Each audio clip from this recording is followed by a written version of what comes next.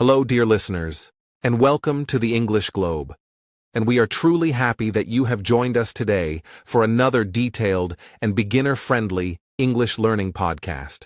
Because this channel is created especially for people who want to improve their English listening skills step by step, while also understanding important global stories.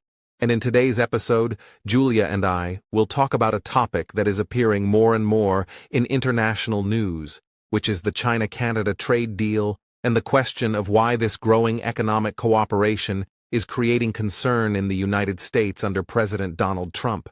And we will explore this subject slowly, clearly, and in simple but formal English, so that learners can understand both the language and the global context without feeling overwhelmed. Thank you, Adam, and hello to everyone listening from different parts of the world. And I am very excited about today's topic because it perfectly connects English learning with real-world news. And as Adam explained, this episode is completely educational and neutral. And our goal is not to support or criticize any country or leader, but to explain why trade relationships between major countries like China and Canada matter globally, and why President Trump and US policymakers are carefully watching these developments. And while we talk, you will hear many useful English expressions such as trade agreement, economic influence, strategic partnership, market access, and global competition, which are very common in international media. To understand why this topic is important, we first need to remember that trade deals are not only about buying and selling goods, but they also reflect trust, long-term cooperation, and influence between countries. And when two major economies like China and Canada strengthen their trade relationship, it sends a signal to the rest of the world, especially to the United States, which has traditionally been Canada's closest economic partner. And this is why international newspapers, television channels, and political analysts are discussing how Washington is reacting and why President Trump appears worried about the broader implications of this cooperation. Many English learners may wonder why a trade deal between China and Canada should matter to them personally, especially if they live far away from North America.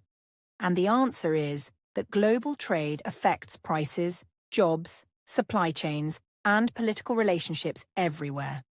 And because English is the main language used to report and analyze these issues internationally, learning how such topics are explained helps you understand real news more confidently. And it also trains your ears to follow long sentences, formal vocabulary, and cause and effect explanations that are common in documentaries, podcasts, and news reports. When President Trump expresses concern about international trade agreements, it is usually connected to his focus on protecting American industries, reducing trade deficits, and maintaining U.S. influence in global markets. And in this episode, we will explain these ideas carefully without judgment, because understanding different perspectives is an important part of learning global English. And by listening to how we describe these concerns in a neutral and factual way, you will learn how sensitive topics can be discussed calmly and professionally without emotional or persuasive language. As we continue, dear listeners, we encourage you to pay attention not only to the information, but also to how the information is delivered, because you will notice how we link ideas using expressions like as a result, for this reason, and at the same time, and how we describe uncertainty using words such as may, might, and could, which are very important for talking about international relations in English. And this kind of listening practice helps you move from basic conversation English to more advanced and confident understanding of global discussions. Before we go deeper into the details, may I kindly ask you for something small but very important, and that is, if you enjoy listening to the English Globe and find these long educational podcasts helpful, please take a moment to like this video and subscribe to our channel, because your support helps us reach more English learners around the world and encourages us to continue producing calm, respectful, and policy-safe content that focuses on education, vocabulary building, and listening practice rather than political debate or persuasion. Yes, Adam. And we would also love to hear from you. So please tell us in the comments where you are listening from today, whether you are learning English for study, work, travel, or personal growth. And feel free to share your opinion about today's topic, or any questions you have, because your comments help build a global learning community and allow us to understand what kinds of topics and language support you find most useful. As we move forward in this episode, Julia and I will guide you carefully through the background of China-Canada trade relations, explain why the United States is paying close attention, and show how economic cooperation can sometimes create political tension. And this journey will be long and detailed, but it is designed especially for English learners who want to practice listening to serious topics explained in a clear and structured way. And by the end, you should feel more confident both about the subject itself and about your ability to follow international news in English. Dear listeners, please remember that you do not need to understand every word immediately, because improvement comes from exposure and repetition. And we will explain key ideas using different wording and examples so that your understanding grows naturally. And this method of long listening practice helps train your brain to think in English, recognize patterns, and stay focused for extended discussions, which is exactly the skill needed to understand real podcasts, interviews, and global news programs. So now, with curiosity and an open mind, let us begin our exploration of the China-Canada trade deal, why it has become an important global topic, and why President Trump and the United States are carefully watching its potential impact. All explained step by step in clear English to help you learn not only about the world, but also about the language used to describe it. Before we can clearly understand why the China-Canada trade deal matters and why the United States is paying close attention, it is very important for us to first explain what a trade deal actually is, because many English learners hear this phrase again and again in news reports, but may not feel fully confident about its exact meaning. And in simple terms, a trade deal is a formal agreement between two or more countries that explains how they will buy and sell goods and services to each other under clear and agreed rules. That is a very helpful starting point, Adam. And for beginners listening today, it is good to remember that a trade deal is like a written promise between countries, where they agree on what they can trade, how much they can trade, and what rules they must follow. And these agreements are created to make trade easier, safer, and more predictable, especially when businesses and governments are working across borders and different legal systems.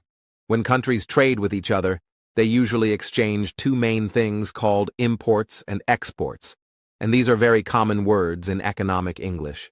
So an import is something a country buys from another country, such as cars, phones, food, or machines, while an export is something a country sells to another country, such as oil, wheat, technology, or manufactured products. And understanding this difference helps learners follow many international news stories more easily. To make this even simpler, dear listeners, you can think of imports as things coming into a country and exports as things going out of a country. And when you hear sentences like Canada exports natural resources or China imports agricultural products, you will know exactly what direction the goods are moving, which is very important for understanding trade discussions in English.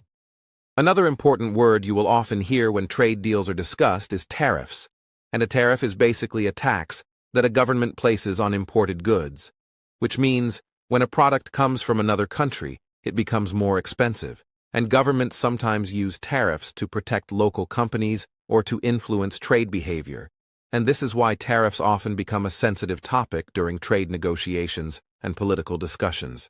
Yes, Adam. And for English learners, it is useful to remember that when tariffs are high, imported goods usually cost more. And when tariffs are low or removed, trade becomes easier and cheaper. And many trade deals focus on reducing or removing tariffs so that businesses can trade more freely, which is why news reports often say that a trade agreement helps lower trade barriers. Trade deals also include rules and agreements about quality standards, safety regulations, environmental protections, and dispute resolution, which means countries agree on how products should be made. how problems should be solved, and what happens if one side feels the rules are not being followed. And these details may sound complex, but they are designed to reduce uncertainty and build trust between trading partners over the long term. For beginners, it is enough to understand that a trade agreement is not only about money, but also about rules and cooperation. And when countries trust each other's systems and standards, they are more willing to trade, invest, and plan for the future. And this is why strong trade relationships often last many years and survive political changes. Now, an important question is why countries sign trade agreements at all, and one simple reason is economic growth. Because trade allows countries to sell what they produce well and buy what they cannot easily produce themselves. And this specialization can help lower costs, create jobs, and give consumers more choices, which is why many governments see trade deals as tools for strengthening their national economies. Another reason countries sign trade deals is stability, because clear agreements reduce surprises and sudden changes, and businesses prefer stable rules when they invest money and hire workers. And for English learners, this idea is often expressed using phrases like long-term cooperation, economic stability, and predictable markets, which are common in formal economic English. Countries also sign trade agreements to strengthen political and strategic relationships, because economic cooperation often leads to closer diplomatic ties, and when two countries trade a lot with each other, they usually have strong reasons to maintain peaceful and cooperative relations, and this is why trade deals are sometimes discussed not only by economists but also by politicians and foreign policy experts. That point is very important, Adam, because it shows that trade is connected to trust and influence, and when learners hear expressions like strategic partnership or economic alliance, they should understand that these phrases describe relationships built through repeated cooperation, shared interests, and mutual benefit, not just simple buying and selling. In the case of large economies like China, Canada, and the United States, trade deals can influence global supply chains, international prices, and economic balance, which means decisions made by governments can affect businesses and consumers far beyond their borders. And this is why international trade news is followed so closely by media organizations around the world. For English learners, this section is especially useful because it introduces core vocabulary that appears again and again in news articles, podcasts, and reports, and words like trade deal, import, export, tariff, agreement, and cooperation form the foundation for understanding more advanced discussions later in this episode. As you listen, try to notice how we explain each concept slowly, using examples and repetition, because this is an effective way to train your listening skills, and even if you do not remember every detail immediately, your understanding will grow with continued exposure and practice. Dear listeners, do not worry if these ideas feel new or challenging, because learning economic English takes time. And by listening to long explanations like this, you are training your brain to stay focused, connect ideas, and understand formal English used in real-world contexts, which is exactly the goal of the English Globe. Now that we have built a clear foundation and understand what a trade deal is and why countries sign them, we are ready to move forward and look more closely at how China and Canada trade with each other and why their economic relationship has become an important topic in global discussions. Now that we clearly understand what a trade deal is and why countries sign such agreements, it is time to look more closely at the trade relationship between Canada and China, because this relationship did not begin recently, but has developed slowly over many years, and understanding this background helps English learners see why today's discussions about cooperation, concern, and global reactions did not appear suddenly, but are connected to a longer economic story. Yes, Adam, and this background is very important for learners, because when you hear news headlines, they often focus only on the present moment, but real trade relationships are built step by step over time, and by learning how Canada and China have traded with each other in the past, listeners can better understand why current developments matter and why different countries react in different ways. Canada and China established formal diplomatic relations in the 1970s, and over the following decades, trade between the two countries gradually increased, especially as China opened its economy to the world and became a major manufacturing and trading power, while Canada developed a strong reputation as a stable supplier of natural resources, agricultural products, and high-quality raw materials needed by growing economies. For English learners, it is useful to remember that when we say two countries have a trade relationship, it simply means they regularly buy and sell goods and services to each other. And this relationship usually grows slowly as trust, experience, and business connections increase, which is exactly what happened between Canada and China over many years. One of the most important parts of Canada's exports to China is natural resources, because Canada is rich in materials such as oil, natural gas, wood, and minerals, and China, as a country with a very large population and a huge manufacturing sector, needs steady supplies of these resources to support factories, construction projects, and energy production, which makes Canada an attractive trading partner. To say this in simpler English, Canada sells many basic materials that China needs to keep its economy running, and these materials are often used to make buildings, machines, and everyday products. So when learners hear phrases like resource exports or energy supply, they should think about raw materials moving from Canada to China. Another major part of Canada's trade with China involves agricultural products such as wheat, canola, meat, and seafood, because Canada has large farming areas and a strong food production system, while China imports food to meet the needs of its population, and agricultural trade often depends on quality standards, safety rules, and long-term supply agreements. This is a good moment for learners to notice that agriculture is a very common topic in trade English, and words like crops, farming, food security, and export markets appear frequently in news reports. And by listening to these explanations, you are building vocabulary that will help you understand many other global stories. In return, China exports a wide range of manufactured goods to Canada, including electronics, machinery, household items, and technology products.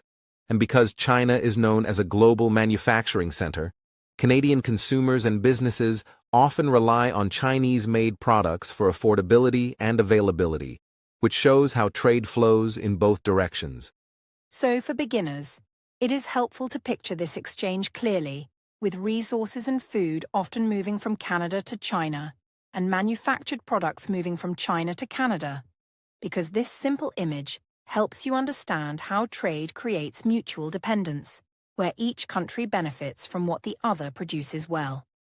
Over time, trade between Canada and China grew significantly, making China one of Canada's largest trading partners. And this growth also encouraged investment, educational exchanges, and business cooperation, which means trade did not exist alone, but became part of a broader economic connection between the two countries. And Adam, this is where context becomes important for learners, because when trade relationships grow deeper, they also become more sensitive to political changes, public opinion, and international tensions. And this explains why trade discussions often include not only economic terms, but also diplomatic language. At different points, the Canada-China trade relationship experienced challenges, including political disagreements and concerns about regulations, which sometimes slowed cooperation. But despite these difficulties, both sides continued trading because the economic benefits remained important, showing that trade relationships are often complex and include both cooperation and disagreement at the same time. For English learners, this idea is often expressed using phrases like ups and downs, ongoing challenges, and complex relationship. And hearing these expressions in context helps you understand how English speakers describe situations that are neither completely positive nor completely negative. The reason this trade relationship matters today is that Canada is traditionally very closely connected to the United States economically, and when Canada strengthens trade ties with China, it naturally attracts attention in Washington, especially under President Donald Trump, whose administration focuses strongly on trade balance, domestic industry, and national economic interests. This does not mean that Canada is choosing one partner instead of another, but rather that it is trying to diversify its trade relationships, which means spreading economic connections across multiple partners to reduce risk. And this concept of diversification is very important in economic English and appears often in news analysis. For China, trade with Canada provides access to stable resources, advanced agricultural products, and a reliable partner in North America, and this helps China reduce dependence on any single country while strengthening its global trade network, which is a long-term economic strategy used by many large economies. So when learners hear that a trade relationship matters to both countries, it usually means that each side gains something valuable, whether it is resources, markets, stability, or strategic balance, and this mutual benefit is one of the main reasons trade relationships continue even during periods of political tension. Understanding this background helps explain why recent trade discussions between Canada and China are viewed as more than simple business deals, because they influence global supply chains, regional partnerships, and political reactions, especially from countries that are used to having strong influence over trade flows in North America. Dear listeners, as you follow this explanation, try to focus on how ideas are connected in a logical order, starting from history, then moving to goods, and finally explaining importance, because this structure is very common in English language documentaries and news programs, and learning to recognize it will greatly improve your comprehension skills. Now that we have a clear overview of how Canada and China trade with each other, what goods are involved, and why this relationship matters to both sides, we are ready to move forward and examine why these developments are being watched so closely by the United States and what concerns are shaping the current discussion. At this stage of our discussion, it is important to focus on what is actually new in the China-Canada trade relationship today, because global attention is not coming from the existence of trade itself, but from recent developments that suggest deeper cooperation, and these developments include renewed high-level economic dialogue, expanded discussions on market access, and signals from both sides that they want to stabilize and possibly grow trade ties at a time when global supply chains are changing. Inflation remains a concern, and major economies are rethinking how dependent they should be on any single trading partner, which makes these moves especially noticeable to international observers. To explain this more simply for English learners, what Adam is saying is that China and Canada already traded with each other before, but now they appear more interested in strengthening that relationship again after a period of uncertainty. And this is important because when countries restart or improve economic cooperation during a tense global environment, journalists and analysts naturally ask what has changed, why it is happening now, and how it might affect other major players who are closely connected to both countries. One new element that has drawn attention is the emphasis on reducing friction and improving communication between businesses and regulators, because recent discussions have focused on making trade smoother by addressing technical barriers, improving approval processes, and encouraging cooperation in areas such as agriculture, clean technology, and industrial supply chains. And while these steps may sound technical, they matter because even small regulatory improvements can increase trade volume and confidence over time without requiring dramatic political announcements. For learners, it helps to understand that phrases like improving market access or reducing trade barriers usually mean making it easier for companies to sell goods across borders. And when you hear these expressions in English news, they often describe gradual progress rather than sudden change, which is why this deal is being discussed as an evolution rather than a complete transformation of the relationship.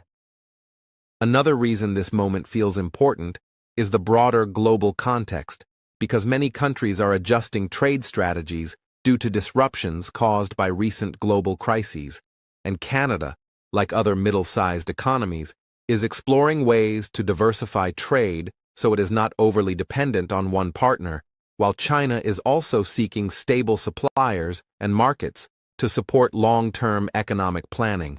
And when these goals align, even partially, cooperation can quietly expand in ways that attract attention from outside observers. In simple English, this means both countries see practical benefits in keeping trade channels open and predictable. And this shared interest explains why discussions are happening now, even though the international environment includes competition, uncertainty, and strong opinions from different governments, which is something learners should notice because real global economics often moves forward even when politics feels complicated.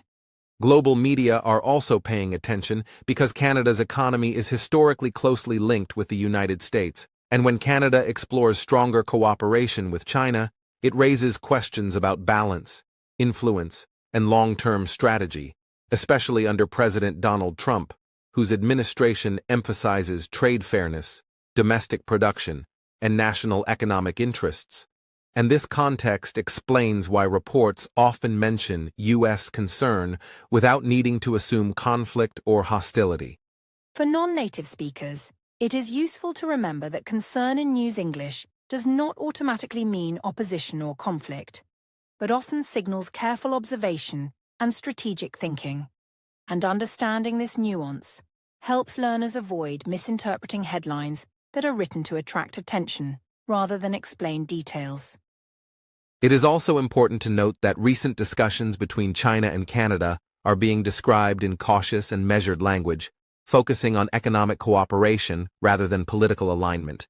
And this careful framing is intentional because both sides want to benefit from trade while managing relationships with other partners, which shows how modern trade deals are often shaped by diplomacy, risk management, and long-term planning rather than simple economic calculation alone. This careful language is something English learners should pay close attention to, because words like dialogue, cooperation, engagement, and stability appear very often in official statements, and these words are chosen to keep discussions constructive while avoiding strong emotional or political messaging, which is exactly the type of English used in professional international communication.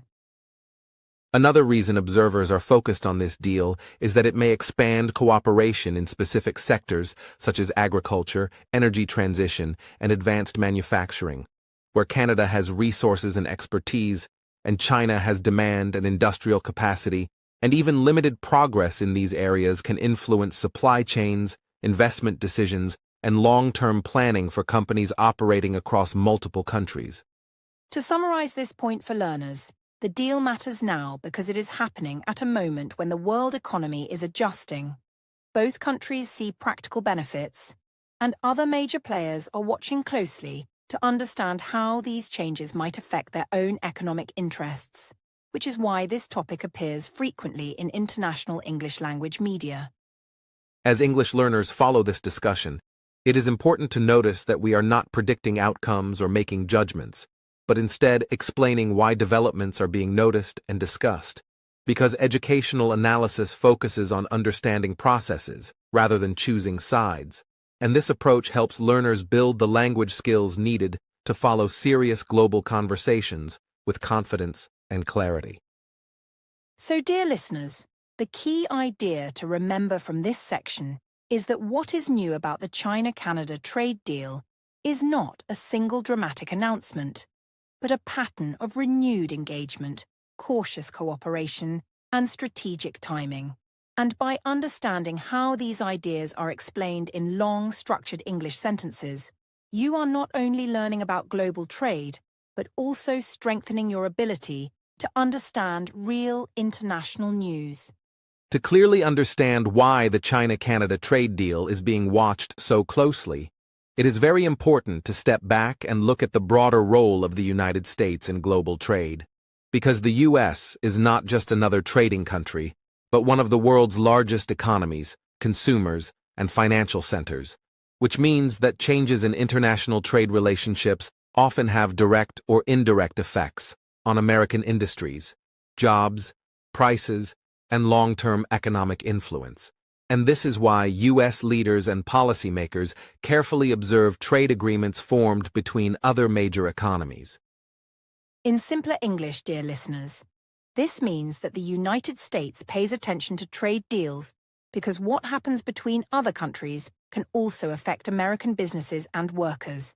And just like a shop owner watches nearby competitors, a large economy watches global trade movements to understand how markets, supply chains, and prices might change.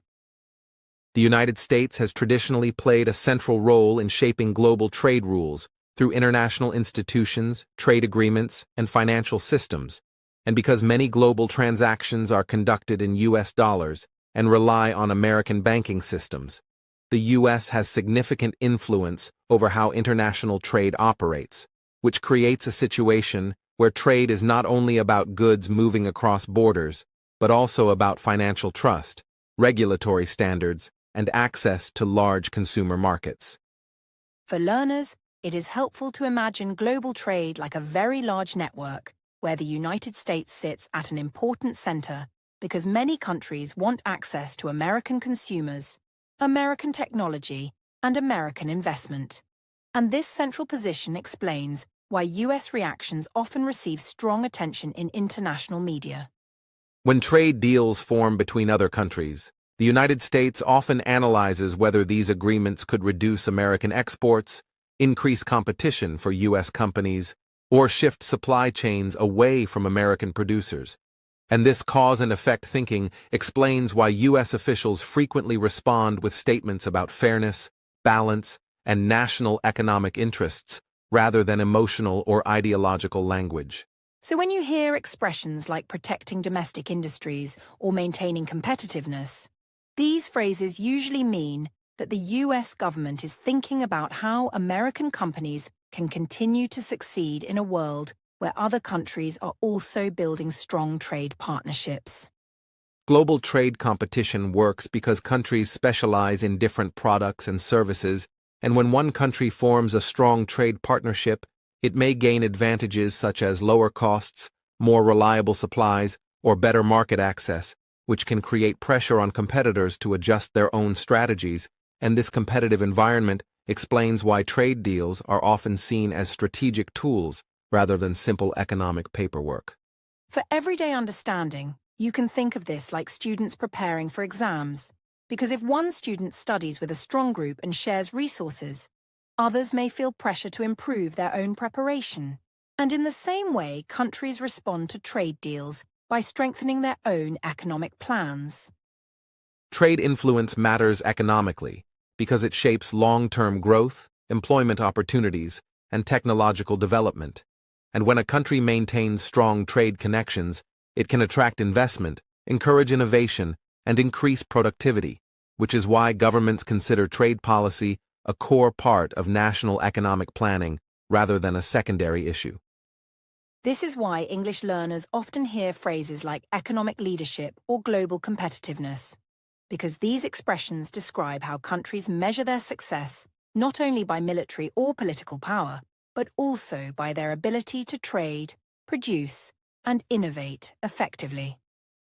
In the case of the United States, trade influence also supports political relationships, because economic cooperation often strengthens diplomatic ties, and when countries trade heavily with the U.S., they tend to maintain stable relations, which is another reason American leaders carefully watch changes in trade patterns involving close partners such as Canada.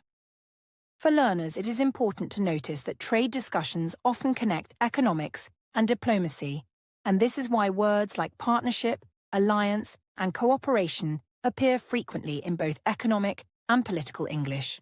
Under President Donald Trump, trade policy has received particularly strong attention because his administration emphasizes trade balance, domestic manufacturing, and reducing dependence on foreign supply chains.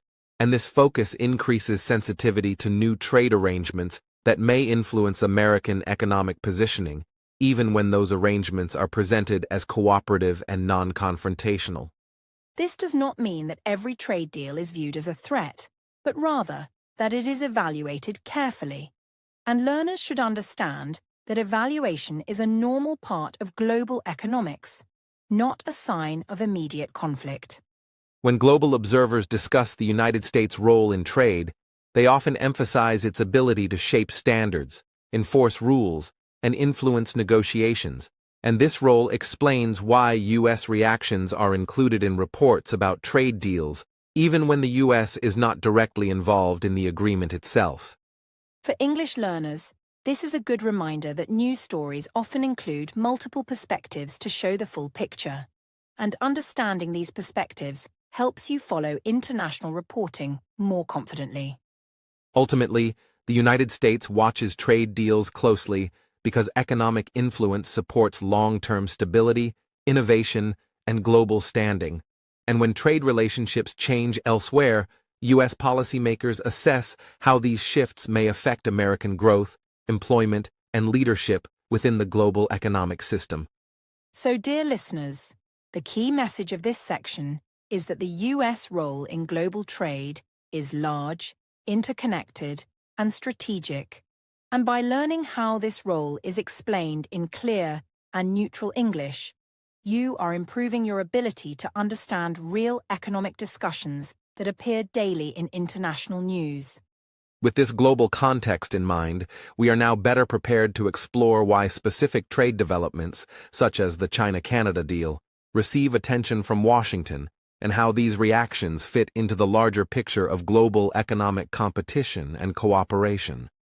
When international media reports say that former U.S. President Donald Trump is concerned about the China-Canada trade deal, it is important for learners to understand that this concern is usually described in strategic and economic terms rather than emotional or personal ones, because leaders of large economies often respond to global trade changes by carefully examining how new partnerships might affect national interests, long-term influence, and competitive balance within the global market.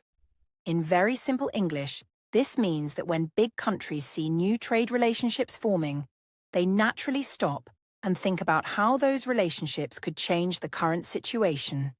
And this thinking process is normal in global economics and does not automatically mean conflict or hostility. One commonly reported reason for concern is that stronger trade cooperation between China and Canada could gradually reduce economic dependence on the United States, especially if Canadian businesses find alternative markets, supply chains, or investment opportunities that allow them to rely less on American trade, which may lead U.S. policymakers to reflect on how their economic influence in North America and beyond might slowly change over time.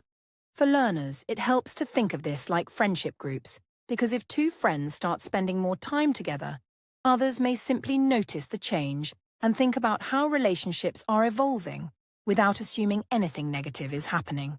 Another area often discussed by analysts is competition, because trade agreements can create advantages such as lower costs, faster logistics, or better market access.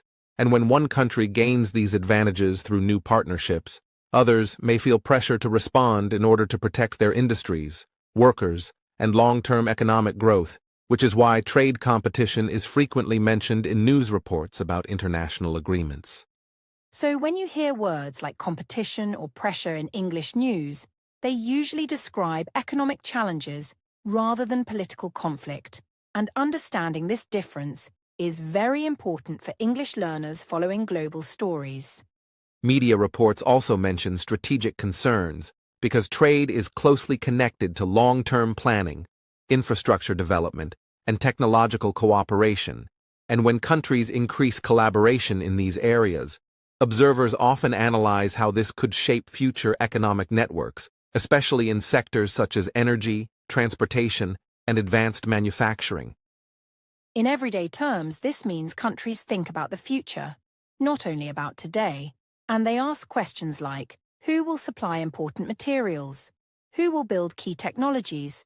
And who will lead innovation in the coming years? Under the Trump administration, trade policy has been strongly associated with ideas such as reducing trade deficits, encouraging domestic production, and reviewing existing trade relationships. And this policy approach naturally leads to close attention whenever new international trade agreements are announced. even if those agreements are framed as cooperative and mutually beneficial.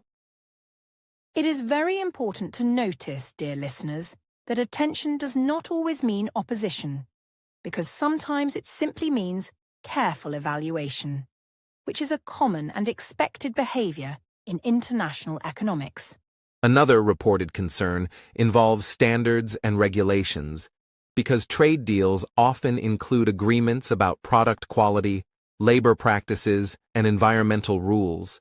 And when countries align their standards through cooperation, it may influence global norms which other countries then need to consider when exporting goods or services.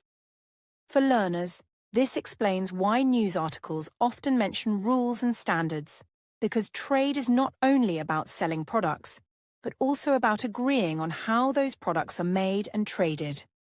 Some analysts also suggest that U.S. leaders monitor trade deals involving China closely because China is a major global economic actor, and any expansion of its trade relationships may affect existing economic structures, which encourages policymakers to analyze developments carefully and communicate their perspectives through official statements and interviews. This does not mean that cooperation is seen as wrong, but rather that it is studied carefully, and learners should understand that studying and analyzing are normal parts of global leadership. Media narratives sometimes simplify these concerns by using strong headlines, but behind those headlines are usually technical discussions about supply chains, market access, investment flows, and long-term economic planning, which are less dramatic but far more important for understanding the real reasons behind reported concern. This is why, as English learners, it is helpful to listen beyond headlines and focus on explanations, because headlines are designed to attract attention, while explanations help build understanding. It is also worth noting that trade concern does not automatically lead to action, because governments often review data, consult experts, and observe developments over time before making any decisions. And this process of observation and analysis is a key part of responsible economic management. So when media reports say someone is concerned, it often means they are watching closely, not that they are reacting immediately. Overall, the reported concerns surrounding the China-Canada trade deal can be understood as part of a broader pattern where U.S. leaders assess how global trade shifts might influence economic strength, competitiveness, and strategic positioning. And this assessment is presented in neutral terms focused on economics rather than ideology. For English learners, the most important takeaway is that this discussion is analytical, not judgmental, and the language used is designed to explain possibilities, not to assign blame or praise. By understanding how concerns are explained calmly and objectively in English, you can improve your ability to follow international news stories with confidence and clarity, especially when they involve sensitive global topics. And as you continue listening, remember that learning this kind of neutral, analytical English will help you not only in exams or work situations, but also in understanding the world more clearly through international media. With this neutral explanation in mind, we can now move forward to explore how global reactions and future possibilities are discussed, always focusing on education, clarity, and language learning rather than opinion. When economists talk about the global trade balance, they are describing the delicate system that connects countries through buying, selling, exporting, and importing goods and services. And in simple terms, this balance changes whenever two countries strengthen their trade relationship, because increased cooperation between Canada and China does not happen in isolation, but instead influences how other countries position themselves, how supply chains are organized, and how money, resources, and manufactured products move across borders in a world that is already deeply interconnected.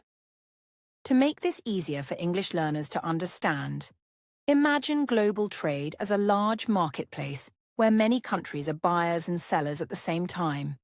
And when two important sellers decide to work more closely together, other sellers may worry about losing customers or influence, which does not mean something bad is happening, but rather shows how every new agreement can gently shift attention, opportunities, and economic relationships across the global system.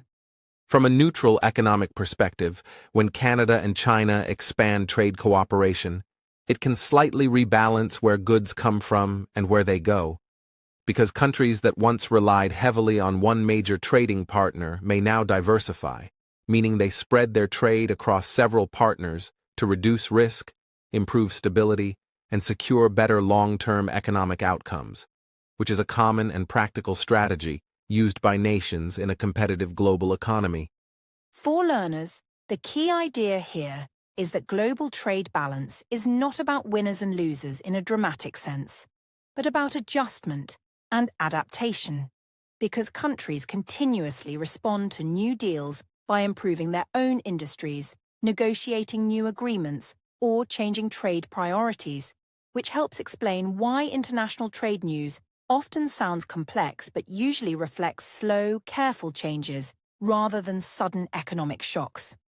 Another important point is that trade deals can affect pricing and availability of goods worldwide, because when countries cooperate more closely, they may reduce barriers such as tariffs or logistical restrictions, making certain products cheaper or easier to access, which then influences how businesses in other countries compete, innovate, or shift focus toward higher quality production or specialized markets to remain relevant.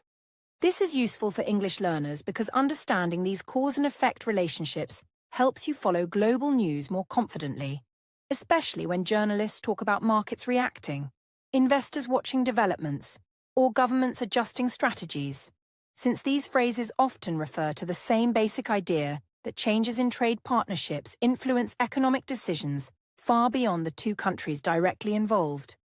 In the long term, shifts in global trade balance can encourage multipolar economic relationships, meaning the world does not rely too heavily on one single country or region for trade leadership, which many economists view as a stabilizing factor that reduces pressure on global systems, lowers dependency risks, and creates more room for regional cooperation without necessarily weakening existing partnerships. For beginners, it is helpful to think of this as balance through diversity, where countries prefer to have multiple strong trade connections rather than one dominant relationship, and this approach often leads to more predictable trade flows, better crisis management during global disruptions, and stronger economic resilience when unexpected events, such as pandemics or supply shortages, occur. Global trade balance is also closely linked to currency movements, investment decisions, and employment trends, because when trade flows increase between certain countries, businesses may invest more in logistics, infrastructure, and production facilities, creating jobs and encouraging skills development, which shows how international agreements can influence everyday economic conditions, even for people who never directly engage in international trade. From a language learning perspective, this is why words like balance, flow, adjustment, stability, and resilience appear frequently in economic discussions, and listening carefully to how these terms are used in context will help learners improve both vocabulary and comprehension, especially when following longer news reports or analytical podcasts like this one. Importantly, global trade balance does not change overnight, because trade agreements usually take time to implement, require coordination between businesses and governments, and depend on market responses, meaning the effects of a China-Canada trade deal will be observed gradually rather than immediately, which allows analysts and policymakers to assess outcomes carefully and respond thoughtfully if adjustments are needed. So, for learners listening today, the main takeaway is that new trade deals influence the global trade balance by gently reshaping economic relationships, encouraging diversification, and signaling long-term strategic planning. And by understanding this process step by step, you are not only improving your English skills, but also building a clearer picture of how the global economy quietly evolves behind the headlines. Now that we have explained the details of the China-Canada trade deal, global reactions, and the U.S. perspective, it is important to pause and consider how following this discussion can help you improve your English, because when learners regularly listen to news and educational content like this, they encounter vocabulary, expressions, and sentence structures that are repeatedly used in international reporting, and these include words such as cooperation, partnership, trade balance, market access, economic influence, and phrases like in the long term, under consideration, and as a result of, which not only expand your vocabulary, but also show you how professional English conveys complex ideas in clear, structured sentences. For learners, it can feel intimidating when news articles or podcasts use long sentences and formal words. But the good news is that by listening carefully and breaking down these sentences into smaller parts, you can gradually understand both the meaning and the structure. And remember that news English often connects ideas using linking words like because, which means therefore and as well as. So, by practicing with real examples, you learn both language and critical thinking skills at the same time.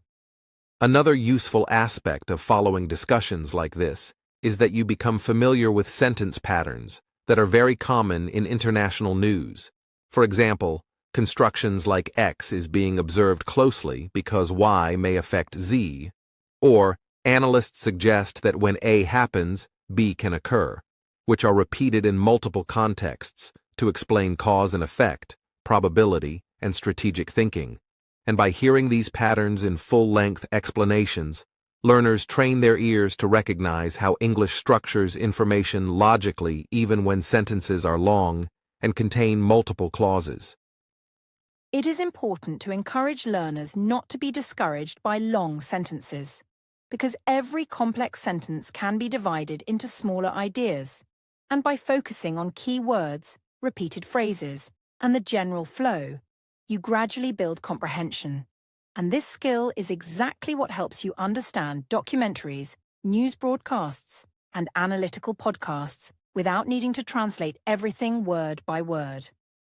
Furthermore, following topics like global trade allows learners to encounter technical and economic vocabulary repeatedly in context, which is much more effective than memorizing isolated words, because when you hear phrases like regulatory standards, supply chain, market diversification, economic resilience, or strategic partnership used naturally in explanations, you understand not only their meaning, but also how they fit into longer sentences, which is essential for developing both listening comprehension and speaking confidence in formal English contexts. Another reason learners benefit from news-related topics is that they help you connect abstract vocabulary with real-world situations, which makes remembering new words easier.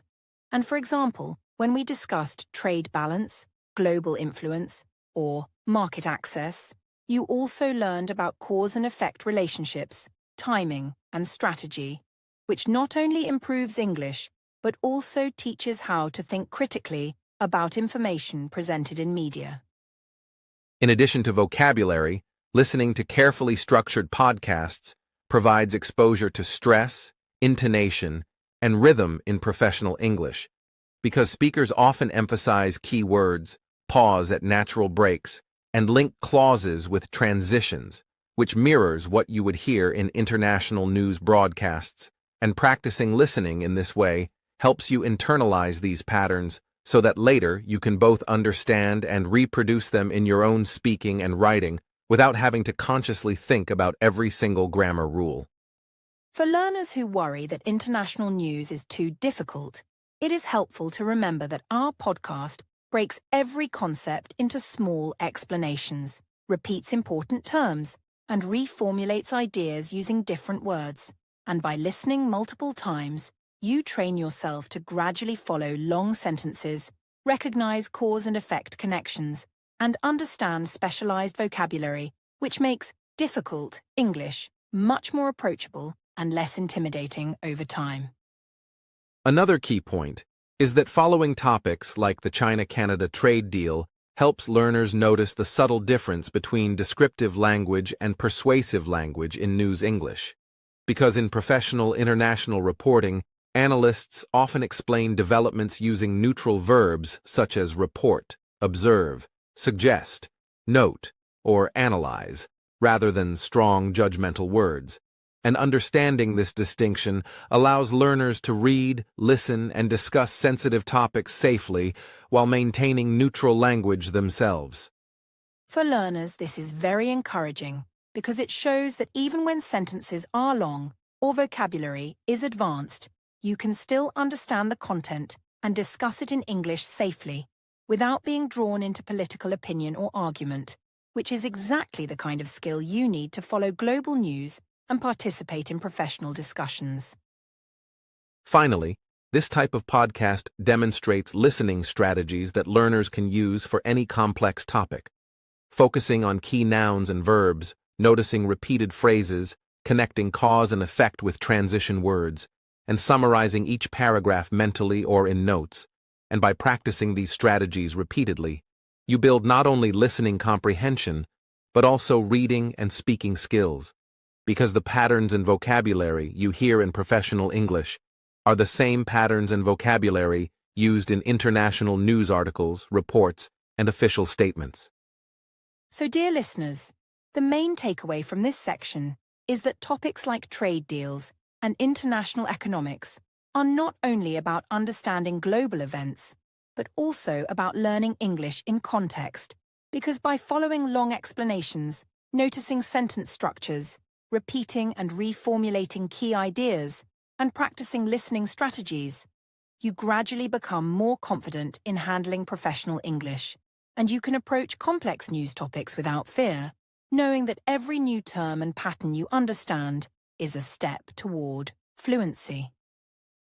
By combining vocabulary learning, sentence pattern recognition, and real-world context, you strengthen all 4 language skills: listening, speaking, reading, and writing, because understanding professional English in real examples allows you to use the same structures yourself, whether you are summarizing a news article, giving a presentation, or discussing global events in English, which is why learning through topics like the China-Canada trade deal is such a powerful method for serious learners.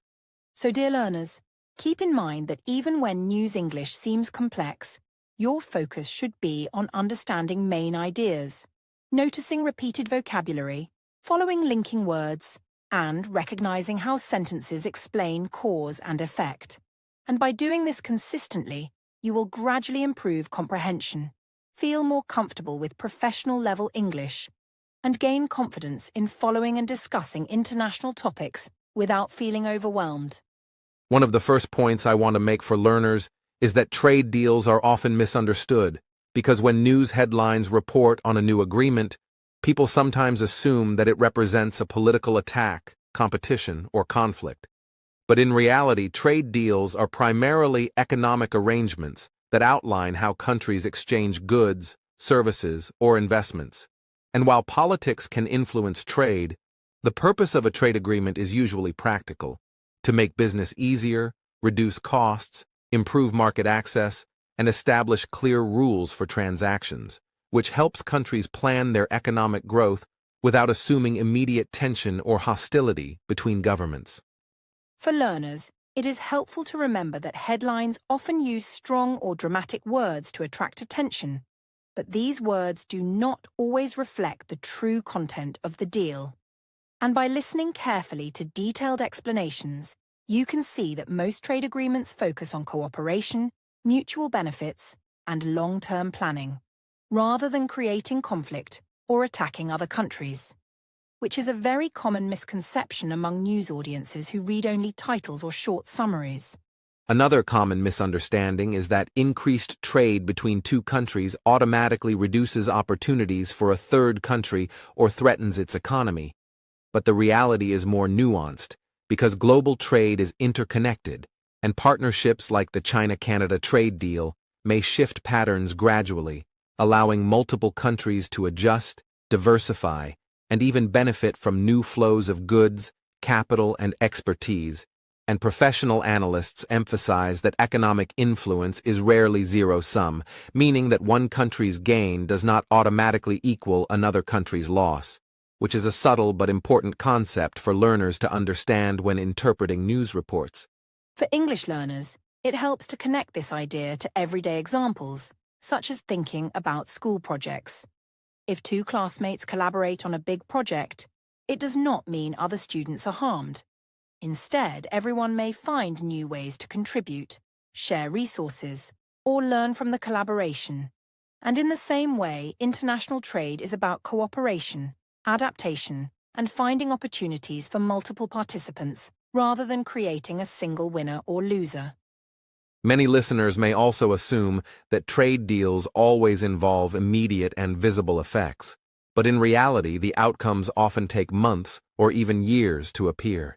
Because companies need time to adjust supply chains, governments may implement regulations slowly, and international markets respond gradually to changes in cost, logistics, or consumer demand, which means that short-term headlines that suggest dramatic effects may exaggerate or oversimplify the situation, and learners should pay attention to context, timelines, and the cautious language used by professional analysts. It is very important for learners to notice phrases like may affect, is expected to, and gradual changes, because these are signals that the reporting is cautious and accurate, and understanding this subtlety will help learners distinguish between dramatic headlines and the actual information presented in neutral news, which is a critical skill for following global economics safely and effectively. Another misconception occurs when people equate trade deals with political alignment or loyalty, thinking that signing an agreement means two countries are now fully allied politically. But in practice, trade agreements are tools to facilitate commerce rather than political loyalty, and countries often maintain separate positions on unrelated political or security issues, which shows that economic cooperation can coexist with differing policies, opinions, or strategic priorities, and learning this distinction helps learners interpret complex news stories without confusing economic arrangements with political endorsement. For learners, a simple way to understand this is to think about friendship in a workplace. You may work closely with someone on a project, even if you disagree on other topics. And in the same way, countries can cooperate economically while keeping their own policies and decisions independent, which is a very important concept in both global economics and English news interpretation. It is also important to correct the idea that trade deals always favor one country over another, because agreements are typically negotiated to be mutually beneficial, even if one side appears to gain more in certain sectors, and journalists sometimes highlight competitive advantages to attract attention. But the actual text of the agreement usually reflects compromise, shared benefits, and careful planning, which is why learners need to pay attention to the words describing trade, access, tariffs, and cooperation, rather than only focusing on whether one country wins or loses. For English learners, noticing words like cooperation, shared benefits, and agreement terms is very useful, because these words appear repeatedly in international news, and understanding them helps you follow discussions logically and safely without being misled by simplified interpretations or assumptions based solely on headlines. Finally, learners should understand that the media sometimes frames trade developments as controversial to increase attention, but in reality, trade deals often follow a long process of negotiation, evaluation, and review, which ensures that most aspects are carefully considered and implemented gradually. And recognizing this process helps learners understand that concern or debate in reporting usually refers to evaluation and analysis rather than an immediate threat, which is essential for safely following professional news coverage while improving English comprehension. So, dear listeners, the main takeaway from this section is that trade deals are primarily economic tools designed to facilitate cooperation. And by correcting these common misunderstandings, you can read and listen to news more accurately, distinguish between dramatic headlines and careful analysis, and build your ability to think critically in English while following complex topics, which strengthens both comprehension and confidence as you continue learning professional-level English vocabulary, sentence patterns, and reasoning skills. By understanding these misconceptions, learners can approach international news with a balanced perspective, recognizing that cooperation does not equal conflict, that effects take time, that benefits are often shared, and that headlines are simplified for attention rather than accuracy. And this analytical approach not only improves English comprehension, but also develops critical thinking skills that are essential for following serious professional reporting on global issues. And for learners, remembering these lessons is encouraging because it shows that even complex topics like trade deals, international partnerships, and global economics can be understood safely and clearly in English if you focus on key words, careful sentence structures, and repeated patterns, which gradually builds listening, reading, and analytical skills, while keeping learning both engaging and realistic. Dear listeners, as we reach the final section of today's podcast, it is important to take a moment to recap the key ideas we have discussed, because reviewing main points not only helps you remember the content, but also reinforces your English learning. And throughout this episode, we explored the China-Canada trade deal in detail, including the basic meaning of a trade agreement, the history of trade between Canada and China, recent developments, and why the United States, under President Donald Trump, may be paying attention. And by revisiting these points, you can consolidate both vocabulary and comprehension in a safe, structured way that avoids confusion or political bias.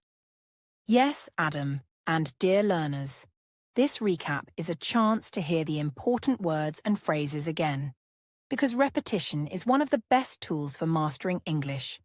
And during this episode, you were exposed to vocabulary such as trade balance, economic cooperation, market access, strategic partnership, supply chain, regulatory standards, global influence, and many more. And by listening carefully, noticing sentence structures, and connecting these terms to real-world situations, you strengthen your understanding of professional-level English without needing to memorize words in isolation. We also discussed common misunderstandings that learners and viewers may have about trade deals, because it is natural to assume that economic agreements automatically involve conflict, political attacks, or winners and losers. But in reality, trade deals are practical tools designed to facilitate cooperation, reduce uncertainty, and create predictable systems for commerce. And learning how to distinguish between dramatic media headlines and carefully framed neutral explanations is essential for both comprehension and safe news consumption in English. Exactly, Adam, and this is very encouraging for learners because it shows that even complex topics like international trade, economic influence, and global partnerships can be understood clearly if you focus on context, linking words and repeated phrases, and by listening multiple times, taking notes, and connecting vocabulary to real-world examples. You gradually improve your ability to follow detailed news discussions, explain ideas in English, and think critically without being overwhelmed. Another key element we highlighted was how analyzing global trade provides a framework for learning professional English, because sentence patterns used in news and podcasts often include cause and effect structures, conditional phrases, comparisons, and analytical language. And by following examples such as, when X happens, Y can occur, or, because A affects B, countries may respond with C. You train your ear to recognize formal English structures, and this is a skill that can be applied to reading, listening, and even speaking in professional or academic contexts. Yes, and learners should remember that improving English through topics like this is a step-by-step process, and you do not need to understand every single word immediately, because key strategies such as listening for main ideas, noting repeated vocabulary, identifying linking words, and summarizing content mentally will allow you to gradually follow longer, more complex sentences. And the more you practice in this structured way, the more confident and fluent you will become in professional and international English. Before we close, it is also important to emphasize a neutral educational disclaimer, because this podcast is created for learning purposes and is not intended to promote or criticize any political figure, country, or policy. and all explanations are presented objectively to help learners understand global issues, improve vocabulary, and practice sentence comprehension, which ensures that content is YouTube-safe, educational, and suitable for listeners at all levels without violating monetization guidelines, while still providing valuable real-world context for language practice. Absolutely, Adam, and dear listeners, we want to remind you that the primary goal of the English Globe is to provide a calm, safe, and educational environment where you can learn English by following real-world topics such as trade, diplomacy, and international news, and by focusing on comprehension strategies, repeated phrases, and analytical thinking. You gradually build the ability to understand professional English without fear or confusion, which is exactly the skill we hope to support in every episode. In summary, today we explored not only the China-Canada trade deal itself, but also the broader concepts of global trade, economic influence, media interpretation, and neutral analysis, and by paying attention to vocabulary, sentence patterns, and repeated phrases, you now have a structured example of how complex international topics can be broken down into understandable, learner-friendly English. And this approach reinforces both comprehension and confidence for following long-form news content in the future. So, dear learners, as we conclude today's episode, remember that consistent listening practice, combined with careful attention to key words, sentence structures, and real-world examples, will gradually improve your English listening, reading, and analytical skills. And even if some sentences or ideas feel challenging at first, repetition and patience are the keys to long-term progress. And by following episodes like this one, you are steadily developing fluency and confidence in understanding international news and professional English.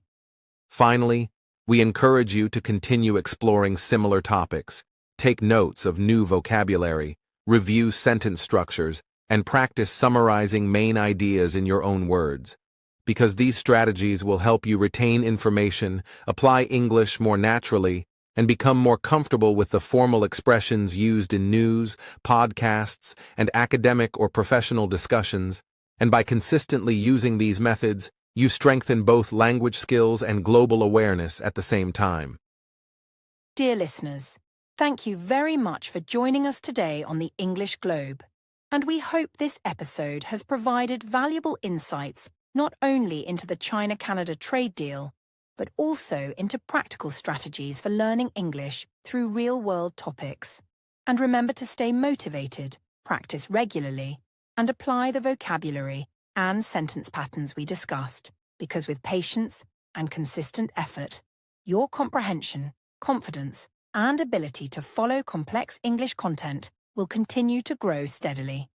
And with that, we conclude today's educational journey, reminding all listeners that understanding global topics in English is a skill that develops over time, and by combining vocabulary learning, analytical thinking, and structured listening, you can confidently follow international news and professional discussions while improving your language skills safely, effectively, and in a way that is fully aligned with educational goals.